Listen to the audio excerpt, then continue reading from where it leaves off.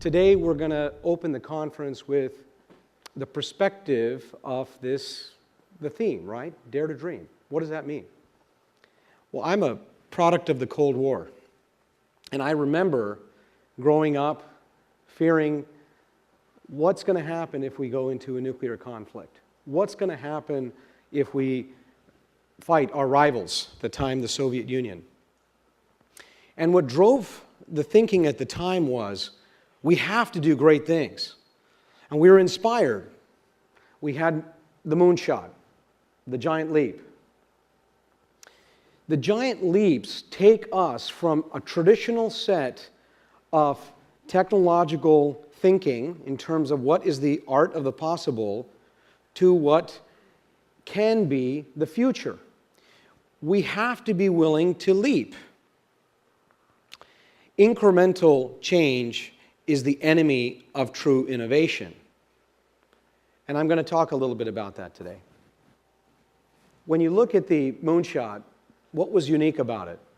It was 50 years ago. There were more than 400,000 scientists doing manual calculations. There was a 4K machine that was supporting all of that. One calculation off, and the whole mission would fail. Today, we can actually calculate, and I did this earlier today, a moonshot from my mobile phone. I can actually calculate what it would take based on the current position of the moon. I can do that myself. What are we doing with this technology? I believe not enough. In the past, for those of you that have heard me speak, you know I talk about solving the grand challenges, right? Solving the environmental crisis, energy issues, ensuring that we can achieve broad-based access to education. And the Sustainable Development Goals developed by the United Nations help us and guide us in that direction. But what have we done as innovators to drive our companies? Today I talked to a retail company and they'll say, Amazon's eating my lunch. I never imagined a online book company is going to do this to my business. What are we doing as businesses to extend beyond Amazon? Where is the 10x thinking? I was up in Stanford just about a week and a half ago at the Singularity University, and I had a chance to meet with several executives there. I also had an opportunity to examine and talk to some of the Google folks on their concept of 10x thinking and the moonshot. So it was a bit of an inspiration, a last-minute inspiration that I thought would be important to open today's discussion. We must transform ourselves from making these incremental gains to the giant leaps. What's an incremental gain? When we move from Windows 7 and say we're moving to Windows 10, and everybody calls that an innovation because we skipped 3 numbers. That's not innovation. But you know what else I learned from that meeting? Unless you're willing to break the model of thinking, you're only going to achieve incremental opportunity. So, if as an executive you tell your employees, Joe, that we're going to make an extra 10% this year, what are they going to do? Well, they're going to squeeze out a little bit of savings here, they're going to sell an extra account there. But they're not going to fundamentally change and break the model. Maybe we need to stop selling this way altogether. If I tell you that you have to make a 150% gain, now you've got to think, okay, well, the sales force I have isn't going to work. Or the platforms that I'm using are irrelevant. Or the processes that I have to be rethought. And that's how we have to challenge our employees, our businesses, and our clients. We have to move from being innovators to just individuals that are willing to get to this concept of dare to dream. So, what has the information age taught us? The information age has taught us how to deal with technology. Okay, in the last 30 years, we have access to fantastic mobility, mobile solutions. We're going to hear from Qualcomm later on 5G. We're going to hear from some other innovators on artificial intelligence. But how many of us today, despite all this information, actually can remember a family member's phone number, or navigate without GPS, or calculate without a calculator, or communicate without email or text, or write a letter to your child? You see, what we're losing here, and this is something that's very important, is this ability to do things. If you consider the giant leap that we took to get to the moon, it required 400,000 people working together doing things, not just one machine. This morning, true story, I woke up. I pulled my shirt out of the dry cleaning bag.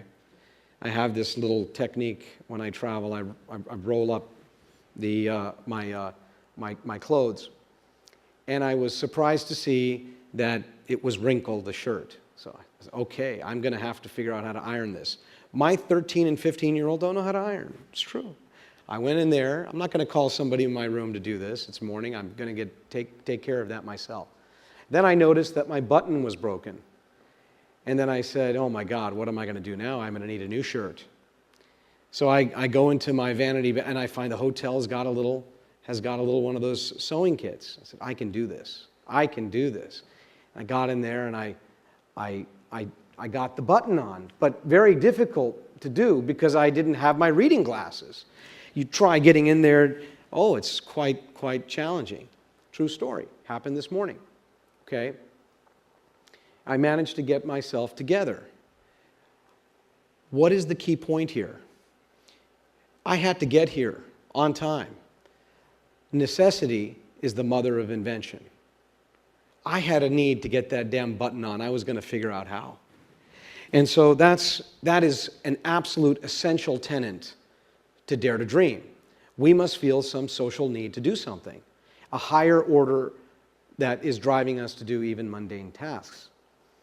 But has our overdependence on technology contributed to the lack of modern-day leaps? I struggled really hard to think about the modern-day leaps, the 10x thinking in the last 20 years. It was difficult because in that rubric, I could always look at something as kind of being more incremental advancement. What we must do to dream again. I'm actually going to present a rubric today, a new rubric that's going to help us get through hopefully the rest of the afternoon, but also, get us to think a little bit differently. So have we become information processors, over-dependent on technology, reactive and reclusive? Maybe. But we must remember that we have the innovative capability to be creative within us. We can solve critical problems if we desire, and we can disrupt.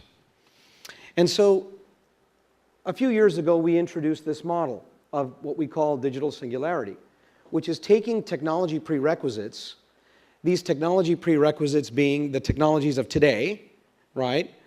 Everything from 5G to artificial intelligence to Internet of Things, and applying something to it called what we call hyperconvergence.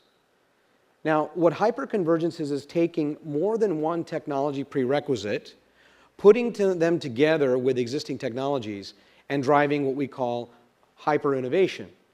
Okay? I'll give a small example of that.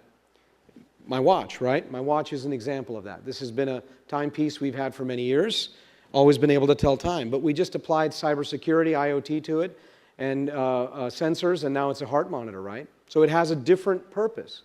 We have the ability to innovate in the same way, but that's still incremental change. We made some improvements on the watch to get somewhere. What takes us to not needing a watch at all? What allows us to operate in our world today with full 3D imaging and full ability to conference call in a work environment that is truly virtual? I like that Sony booth out there. I went over there. Sony's been an old supporter and client of ours, and I went there, and I love the fact that I could sit there in the photo booth, take a picture. I don't know if you have done that, and I got superimposed and whatnot, but that's an incremental technology, okay? Nothing that special, right?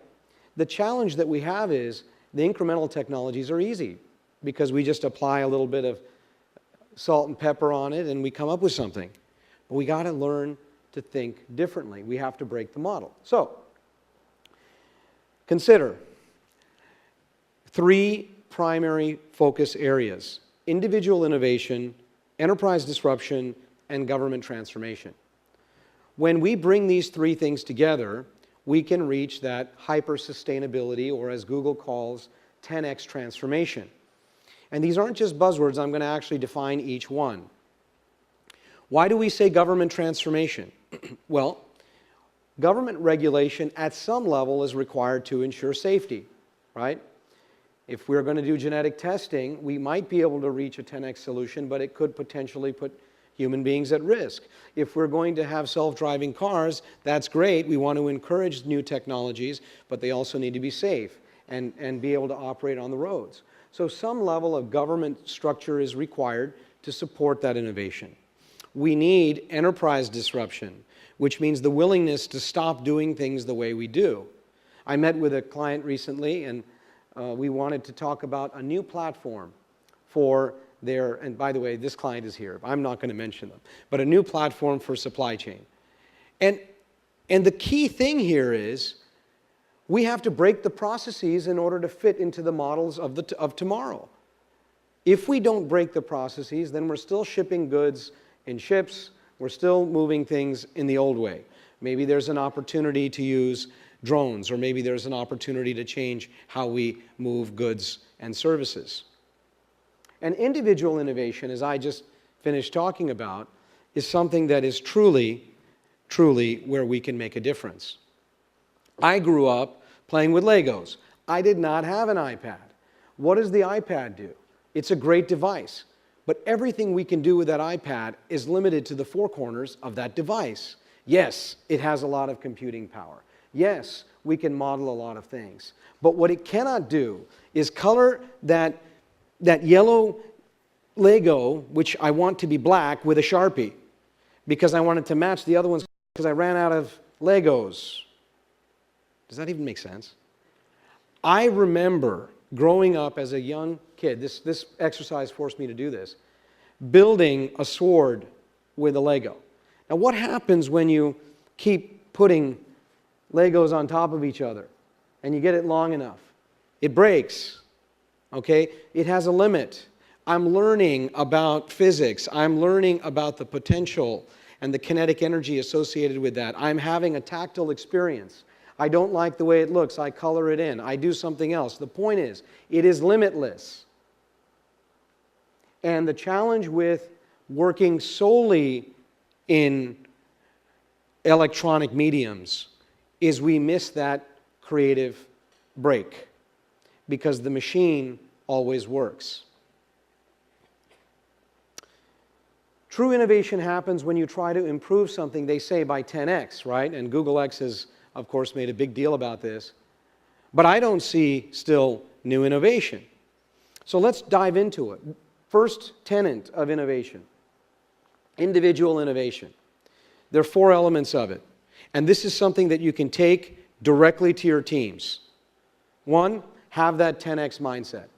We're not going to do what we did before. We're going to create something completely different.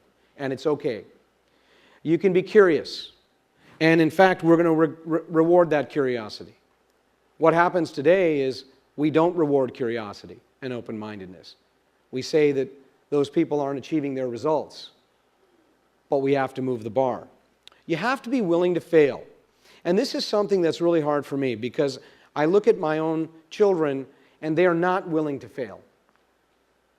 And it's not because they're not great kids. My wife, she's done a wonderful job. I believe I've done the best that I can as well, and we're raising them well, but they're afraid to fail. And failure is an essential part of growth. Do any of you remember the first geosynchronous satellite that was launched in the United States? It was actually a spy satellite. 14 times we tried. Everyone blew up on the launch pad or somewhere along the way. We wanted to give up. And when we finally got that satellite into geosynchronous orbit, how many remembered the failures? How do we drive our businesses to reward failure? The fourth and final tenet of individual innovation is necessity. And I feel that with some of you today. If we don't change, we're out of business. If we don't change, it's over. That feeling that we felt in the Cold War, that feeling that we felt of desperation, we must instill into the individuals that work with us. We must create that passion. And then we can ideate, evaluate, create, and innovate. Let's talk about enterprise disruption now. Airbus. Airbus is one of our clients, and they're probably pretty happy right now. Sad thing with this 737 thing.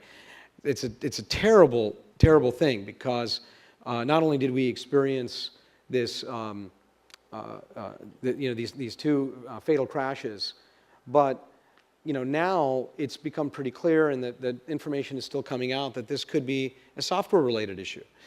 737, which is one of the most reliable aircraft in the history of the world, because of this incremental desire to make changes on top of an old platform and potentially save money, might have caused this to happen. So what is Airbus looking to do? They recognize that 60% of the world's population will live in cities in 2030. And what they want to do is they want to completely re-engineer that 400-foot ceiling transportation corridor, right? And what they want to do with that is use mobile taxis, have mobile aircraft. Bell and Uber have actually together come up with a new mobile aircraft as well.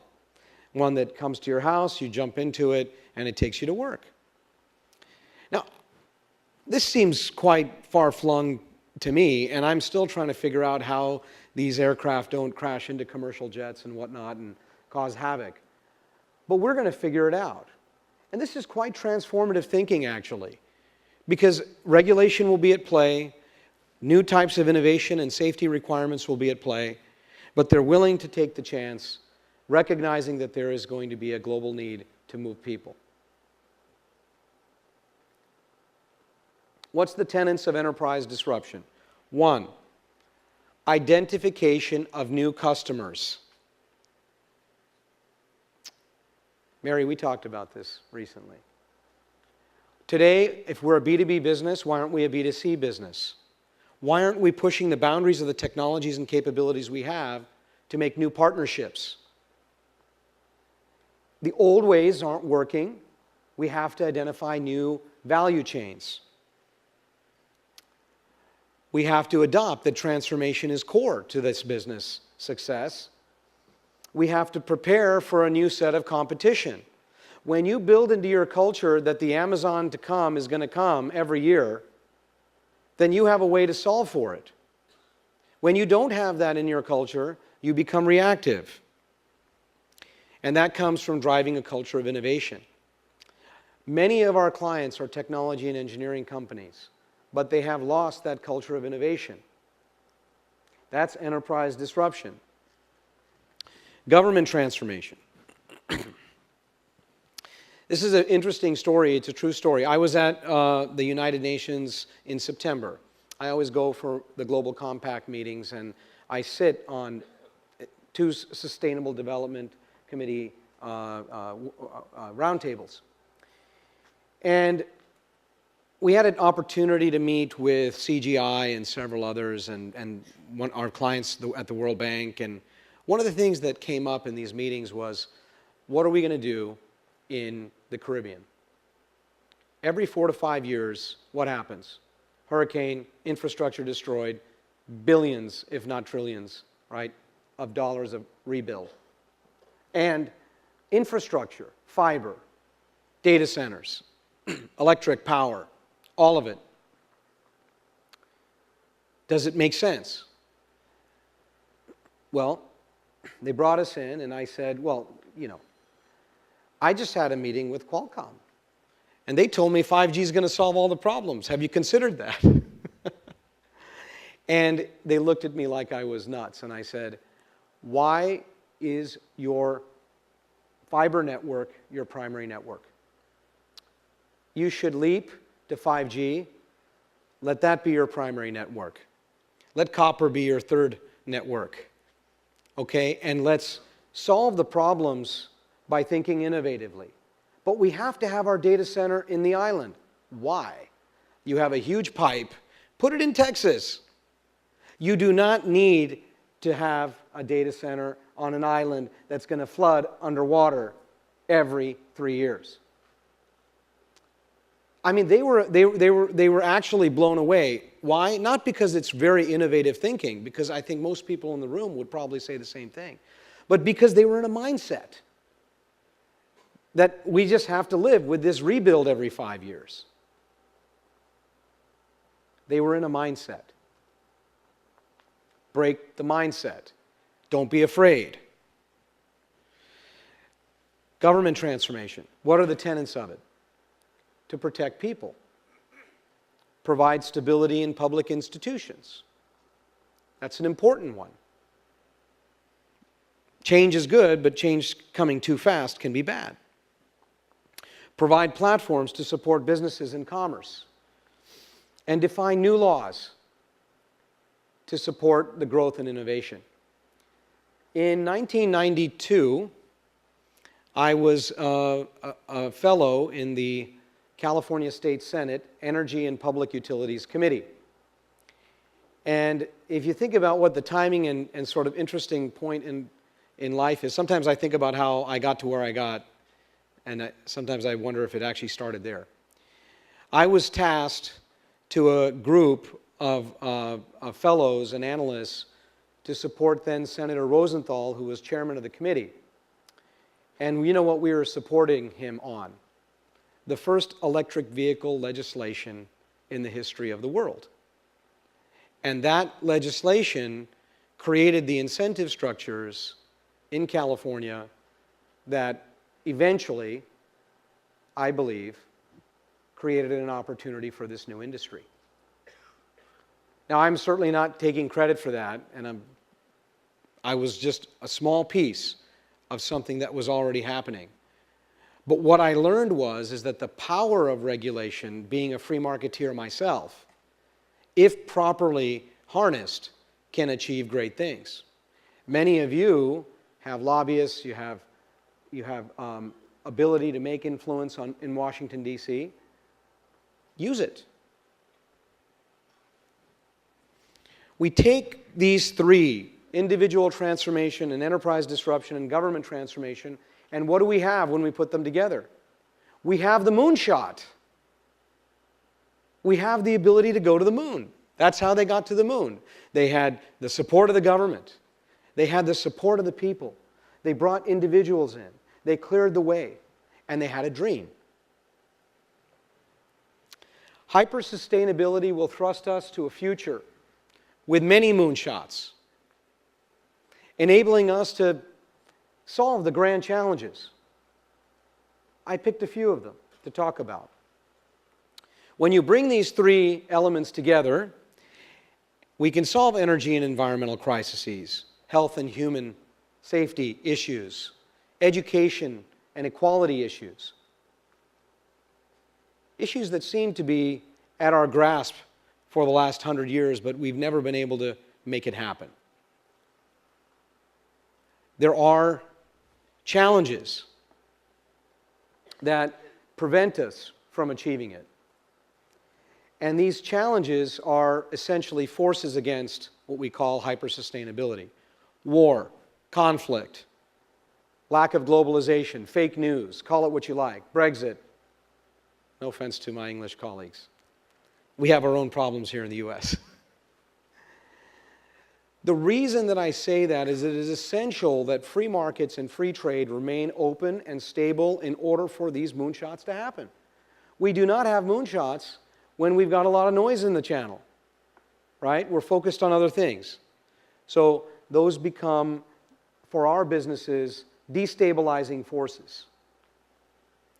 So what we must do is bring the noise level down and focus on solving the problems. Look at this. 1 billion youth lack basic mathematics, literacy, and business skills. What are business skills? I'm talking about like the ability to surf the internet. 783 million live before the international poverty line of $1.90 a day. 1 in 3 persons suffer from some form of malnutrition, 33% of the world's population. 3 billion people rely on wood, coal, charcoal, animal waste for cooking and heating today. You know what this is all about? This is about making money to solve these problems. That's what I think people don't really understand. You do not have to become an environmentalist to make money and create value and innovate and become and do all the right things. We live in a world where our technology is allowing us to do and achieve anything. You want to stimulate your employees to go for that moonshot, give them a big challenge to solve. Put your business and organizations forward. I promise you, you'll make money along the way.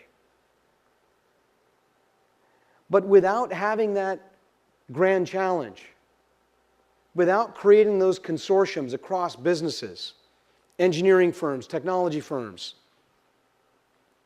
we're not going to be able to achieve solutions to these problems that are within our grasp. I've mentioned many times before the UN SDG goals and my role in the Global Compact, and I can tell you I've met some very, very creative and innovative people. And many of them are just like you. I would say that if we can take a moment and consider how we can drive our businesses to achieve. The biggest challenge to the art of the possible are the limitations that we put on our own minds. Thank you.